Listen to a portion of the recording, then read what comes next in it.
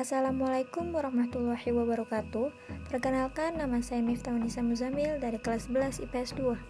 Di video ini saya akan menjelaskan dan memperlihatkan persentase kuesioner tentang pertempuran Bandung Lautan Api.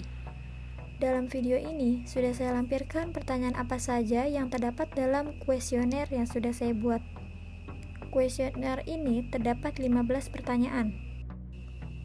Teman-teman bisa simak apa saja pertanyaan-pertanyaan yang sudah saya lampirkan di video ini. Pertanyaan pertama, apakah Anda tahu bagaimana peristiwa Bandung Lautan Api yang terjadi pada tanggal 23 Maret 1946? Pertanyaan kedua, apakah Anda tahu kapan istilah Bandung Lautan Api muncul? Pertanyaan ketiga, apakah benar tanggal 23 Maret 1946 tentara sekutu di bawah komando Kolonel McDonald mengeluarkan ultimatum kedua dan gedung pertama yang dibakar adalah Bank Rakyat? Pertanyaan keempat, apakah Anda tahu alasan sekutu meminta Indonesia untuk mengkosongkan wilayah Bandung Utara? Pertanyaan kelima, apakah Anda tahu siapa saja pahlawan yang gugur dalam peristiwa Bandung Lautan Api? Pertanyaan keenam, apakah Anda tahu siapa pelaku perobekan bendera Belanda pada peristiwa Bandung Lautan Api? Dan pertanyaan ketujuh, apakah Anda tahu Bandung dibagi menjadi dua sektor oleh sekutu? Pertanyaan kedelapan, apakah Anda tahu eksekusi membumi hanguskan Bandung dilakukan pada dini hari 24 Maret 1946. Pertanyaan selanjutnya, apakah Anda tahu pada malam tanggal 21 November 1945, Tentara Keamanan Rakyat atau TKR dan badan-badan perjuangan melancarkan serangan terhadap kedudukan Inggris di bagian utara? Pertanyaan ke-10, apakah Anda tahu tentang peringatan kepada Sultan Syahrir yang dilakukan oleh Letnan Jenderal Montagu Stopford? Pertanyaan ke-11, apakah Anda tahu tentang Mayor Rukana? Pertanyaan ke-12, apakah Anda tahu siapa nama Komandan Divisi 3 dari Tentara Rakyat Indonesia? Pertanyaan selanjutnya, nomor 13, apakah Anda tahu siapa saja tokoh pertempuran Bandung Lautan Api pada 1946? Pertanyaan nomor 14, apakah Anda tahu tentang Brigadir Jenderal McDonald? Pertanyaan ke-15 atau pertanyaan terakhir, apakah Anda tahu siapa pembentuk NIKA? Setelah melihat pertanyaan-pertanyaan yang terdapat dalam video ini, kemudian kita lanjutkan ke data kuesioner pertempuran Bandung Lautan Api berupa diagram. Berdasarkan data yang sudah saya ambil, terdapat 61,3% dari seluruh pertanyaan mereka menjawab iya. Dan 38,7% dari seluruh pertanyaan mereka menjawab tidak. Nah, bagaimana nih teman-teman? Apakah kalian sudah paham tentang materi peristiwa Bandung Lautan Api yang sudah saya buat dalam bentuk 15 pertanyaan? Bagi teman-teman yang belum mengerti tentang materi pertempuran Bandung Lautan Api, mari kita simak penjelasan lebih detail di slide berikut ini. Peristiwa Bandung Lautan Api. Peristiwa ini bermula saat sekutu datang ke Bandung pada tanggal 12 Oktober 1945. Sekutu melalui Brigade McDonald meminta masyarakat Bandung untuk menyerahkan semua senjata Jepang yang telah dilucuti oleh para pemuda Bandung. Bandung Lautan Api adalah peristiwa kebakaran yang terjadi di kota Bandung pada 24 Maret 1946. Dalam waktu 7 jam, sekitar 200.000 penduduk Bandung membakar rumah mereka. Kemudian, mereka meninggalkan kota menuju pegunungan di daerah selatan Bandung. Ada banyak hal yang melatar belakangi peristiwa ini. Bahkan, serangkaian sejarah juga sudah dimulai sejak bulan Oktober 1945. Peristiwa tersebut terjadi pada tanggal 23 Maret menjelang 24 Maret 1946. Salah satu titik penting dalam sejarah kemerdekaan Indonesia ini ditandai dengan pengosongan dan pembakaran Bandung oleh rakyat dan tentara agar tidak dijadikan markas pasukan sekutu dan Nika Belanda. Istilah Bandung Lautan Api kemudian dikenal berkat sebuah artikel yang ditulis oleh Atje Bastaman, seorang wartawan muda yang menulis untuk koran Suara Merdeka. Atje menyaksikan peristiwa terbakarnya kota Bandung yang sudah tampak merah dari Cicadas hingga Cimindi dari atas bukit Gunung Letik di Garut. Ketika tiba di Tasikmalaya, keesok hari-harinya ia langsung menuliskan apa yang disaksikan. Tulisannya tersebut yang terbit di Harian Suara Merdeka pada 26 Maret 1946 diberi judul Bandung Jadi Lautan Api. Judul artikelnya kemudian harus dipangkas menjadi Bandung Lautan Api karena keterbatasan ruangan cetak di koran tersebut. Pada tanggal 23 Maret 1946, pada pukul 21 waktu Indonesia Barat, bumi hangus kota pun dilakukan sebagian, yakni di Bance, Cicadas, Braga, dan Tegalega. Dan gedung pertama yang dibakar adalah Bank Rakyat. Dalam pertempuran ini, Sekutu meminta Indonesia untuk mengosongkan wilayah Bandung Utara untuk menjaga keamanan, serta hal ini dilakukan untuk mencegah tentara Sekutu dan tentara Nika Belanda untuk dapat menggunakan kota Bandung sebagai markas strategi militer dalam perang kemerdekaan Indonesia. Selanjutnya ada pahlawan yang gugur dalam peristiwa Bandung Lautan Api. Dalam pertempuran ini, Muhammad Toha dan Ramdan, dua anggota milisi BRI atau Barisan Rakyat Indonesia, terjun dalam misi untuk menghancurkan gudang amunisi tersebut. Muhammad Toha berhasil meledakkan gunung tersebut dengan dinamit. Gudang besar itu meledak dan terbakar bersama kedua milisi tersebut di dalamnya. Staf pemerintahan kota Bandung pada mulanya akan tetap tinggal di dalam kota, tetapi demi keselamatan mereka, pada pukul 21 waktu Indonesia Barat itu juga ikut dalam rombongan yang mengevakuasi dari Bandung. Sejak saat itu, kurang lebih pukul 24 waktu Indonesia Barat, Bandung Selatan telah kosong dari penduduk dan TRI. Tetapi api masih membubung pembakar kota, sehingga Bandung pun menjadi lautan api. Muhammad Toha, ia salah satu komandan pejuang yang ditugaskan dalam misi untuk menghancurkan gudang senjata dan amunisi milik pasukan Sekutu. Walaupun berhasil meledakannya dengan menggunakan dinamit, Muhammad Toha harus mengorbankan nyawanya bersama seorang pejuang lainnya, yaitu Muhammad Ramdan. Namun, pengorbanannya tidak sia-sia karena Sekutu mengalami kerugian besar dengan kehilangan pasukan senjatanya. Muhammad Toha gugur pada 24 Maret 1946. Adanya pelaku perobekan bendera Belanda pada peristiwa Bandung Lautan Api. Pelaku perobekan adalah Moh Endam, Karmas, dan Mulyono yang waktu itu masih kecil. Peristiwa perobekan bendera Belanda diantaranya terjadi di gedung De Eerste Nederlands Index Sparkas en Hypotheekbank Denis, kini Bank Jabar Banten, yang berdiri di Jalan Braga Naripan pada awal Oktober 1945. Peristiwa tersebut diceritakan dalam buku berjudul Saya Pilih Mengungsi, Pengorbanan Rakyat Bandung untuk Kedaulatan.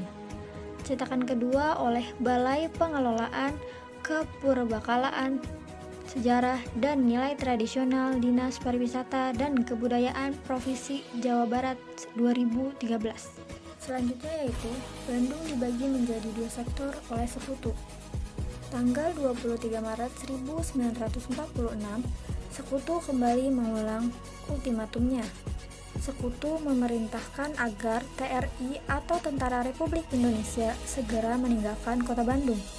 Mendengar ultimatum itu, pemerintah di Indonesia di Jakarta kemudian menginstruksikan agar TRI mengosongkan kota Bandung untuk keamanan rakyat. Walau demikian, perintah ini berbeda dengan yang diberikan dari markas TRI di Yogyakarta. Dari Yogyakarta, keluar instruksi agar terus bertahan di Bandung. Dalam masa ini, Sekutu juga membagi Bandung dalam dua sektor, yaitu Bandung Utara serta Bandung Selatan.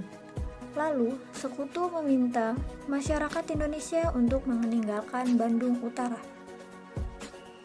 Kemudian, eksekusi membunuh-hanguskan Bandung dilakukan pada dini hari 24 Maret 1946.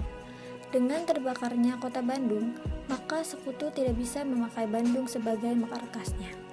Serangan dan aksi pembakaran dilakukan oleh pejuang yang berjumlah 2.000 orang dalam waktu 7 jam saja. Selanjutnya ada peristiwa pada malam 21 November 1945. Pada malam tanggal 21 November 1945, Tentara Keamanan Rakyat atau TKR dan badan-badan perjuangan melancarkan serangan terhadap kedudukan-kedudukan Inggris di bagian utara, termasuk Hotel Homan dan Hotel Preanger yang mereka gunakan sebagai markas. Selain itu, ada peringatan kepada Sultan Syahrir yang diajukan oleh Letnan Jenderal Montagu Stopford. Pada tanggal 17 Maret 1946, Panglima tertinggi AFNI di Jakarta, Letnan Jenderal Montagu Stopford, memperingatkan kepada Sultan Syahrir, selaku Perdana Menteri RI, agar militer Indonesia segera meninggalkan Bandung Selatan sampai radius 11 km dari pusat kota. Hanya pemerintah sipil, polisi, dan penduduk sipil yang diperbolehkan tinggal. Setelah mendengar cerita tentang pertempuran Bandung Lautan Api, apakah kalian tahu tokoh Mayor Rukana itu? Siapakah dia? Oke, bagi yang belum tahu, Mayor Rukana merupakan komandan polisi militer Bandung. Ia merupakan sosok di balik ide peristiwa Bandung Lautan Api.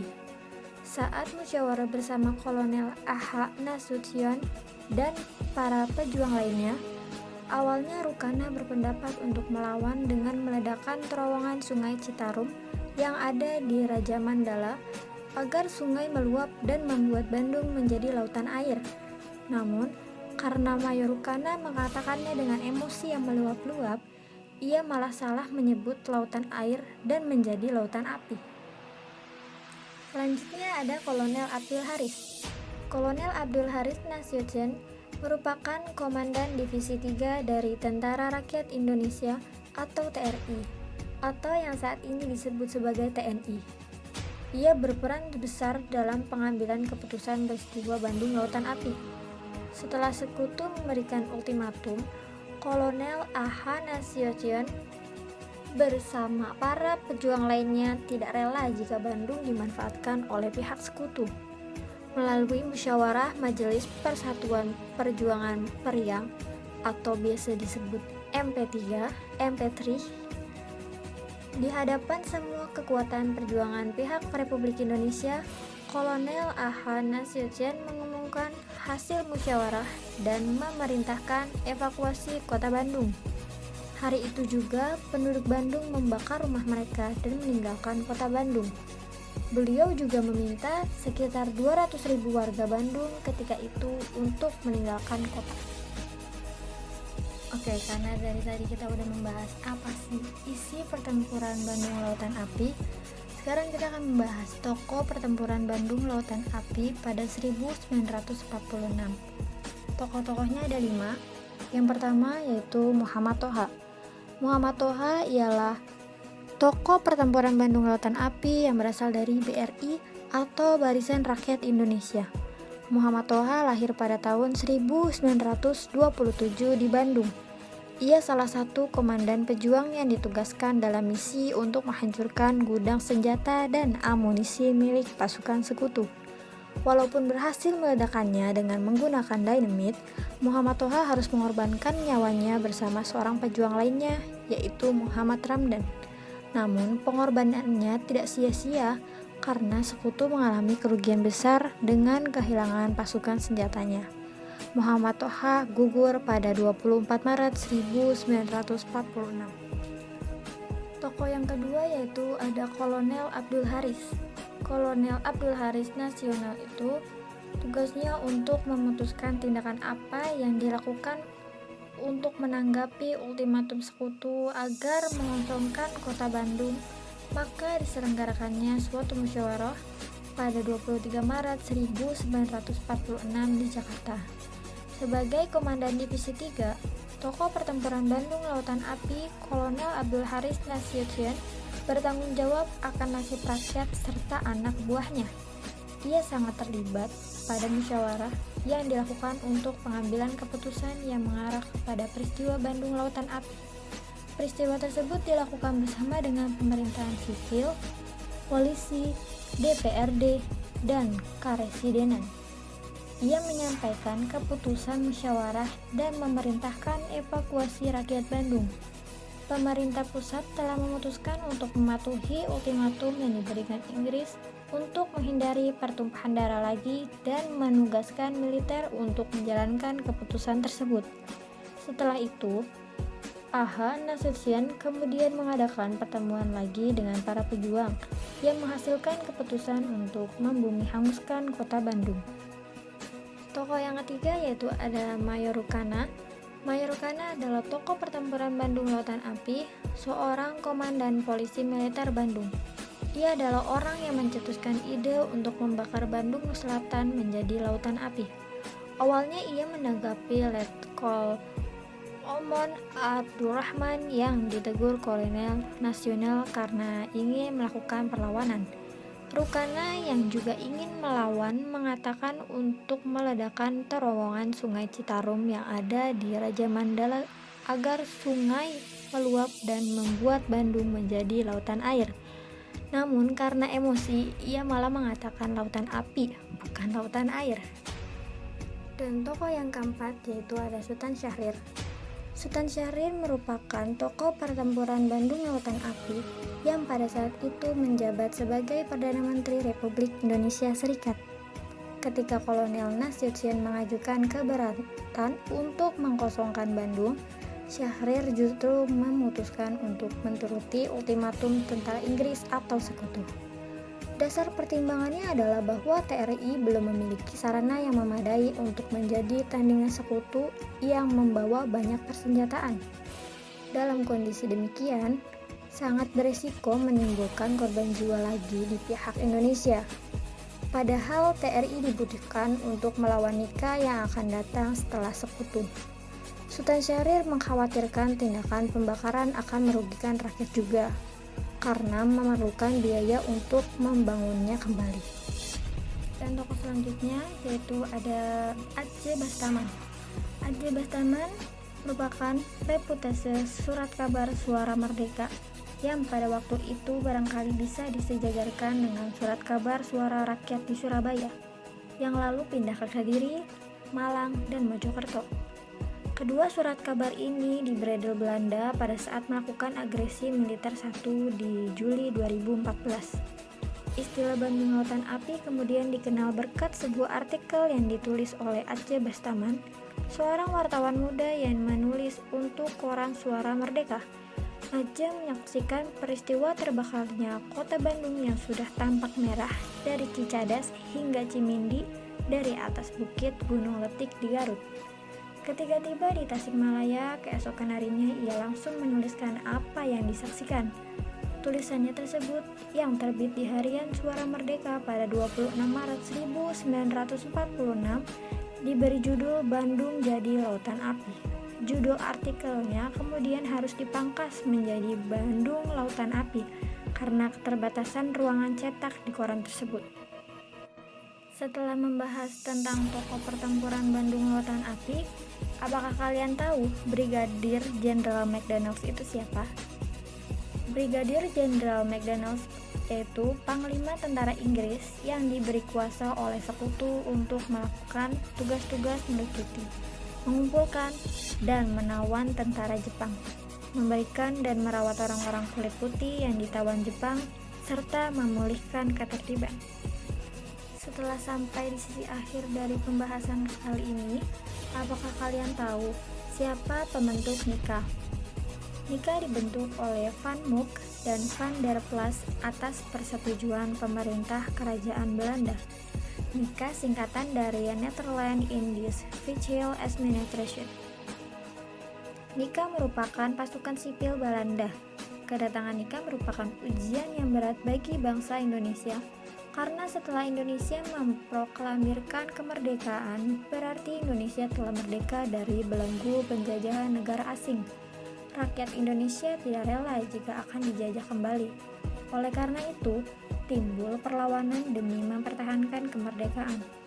Hampir di seluruh wilayah Indonesia terjadi perlawanan terhadap tentara sekutu dan Belanda Nika. Karena materi yang saya sampaikan sudah selesai, terima kasih banyak kepada teman-teman semua yang sudah mau menjawab kuesioner saya. Dan terima kasih juga kepada teman-teman yang sudah menonton video pembelajaran ini. Semoga kalian bisa memahaminya dan menambahkan ilmu di diri kalian masing-masing.